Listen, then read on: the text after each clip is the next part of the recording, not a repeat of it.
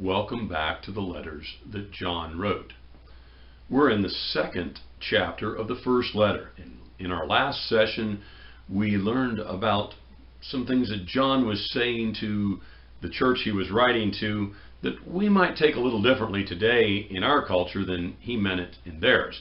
And he was talking to them about the Antichrist coming and how many Antichrists had already come, already appeared. And he said this is how we can kind of know we're in the last hour.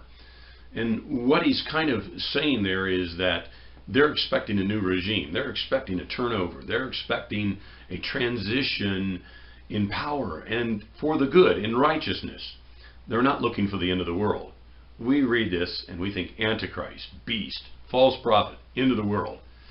That's not the way they look at it at all. And so we have to kind of put ourselves in the posture that John's writing a letter to a church, probably Ephesus, just like Paul would have written to the Philippians or the Colossians, or even to Timothy, his young ministerial apprentice. It's a letter of instruction and guidance and comfort and all sorts of spiritual applications in it. And he says this, that many antichrists have appeared already. We talked about what the word antichrist means. It's over and beside. It's competitive. It's something that looks like Christ but isn't. It's something that feels like the church might, but it isn't. It's a false gospel. We can see that all around us in the church today. Now, there are many false gospels and there are many antichrists who may not ever call themselves that and may think that they're actually the real thing, but they're not. It doesn't mean that it's the end of the world. However, Jesus can appear anytime he wants.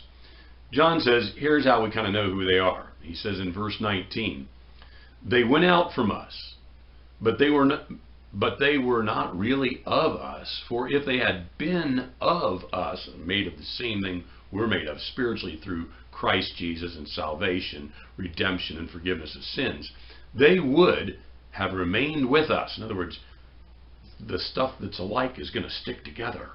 Okay? They went out, and so that it would be evident that they all are not of us. In other words, they're going out and pulling their own group of people together. They're not sticking to the orthodox Christian truths of the Bible and of Jesus Christ. They're going out and doing their own thing. That's how we know they're not of us. And there was a lot of them. There was a whole bunch of them. And these false teachers, these different doctrines that they would come up with, we mainly know now as Gnostic. In other words, that we're emphasizing knowledge and not redemption, forgiveness, and salvation. It's how much you know that counts to a Gnostic. And that's what the problem was. We should only know Jesus. Like Paul said, we should know Christ crucified, and only that. In other words, know the salvation truth. That's what's important. And that's what is really going to count. Jesus said at the end, and he said the end of the age, which there have been a lot of the end of the ages, he said that he would separate the sheep from the goats. Now, sheep and goats live together very easily. They kind of look alike. They eat the same food. They gather at the same troughs. They're kind of mixed up. But when you look at the DNA of a sheep and the DNA of a goat, they are in no way related. And so Jesus says, I'm going to separate the sheep from the goats. I'm going to put the goats on my left, and they'll be thrown into the fire.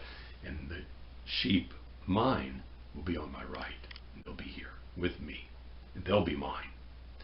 That's kind of what he's saying here. He says, they went out and did their own thing. They're not with us. They don't stick because they got their own interests. That's how we can really identify Antichristos, or the Antichrist of our day. And there's a lot of them out there. We'll pick up in our next session.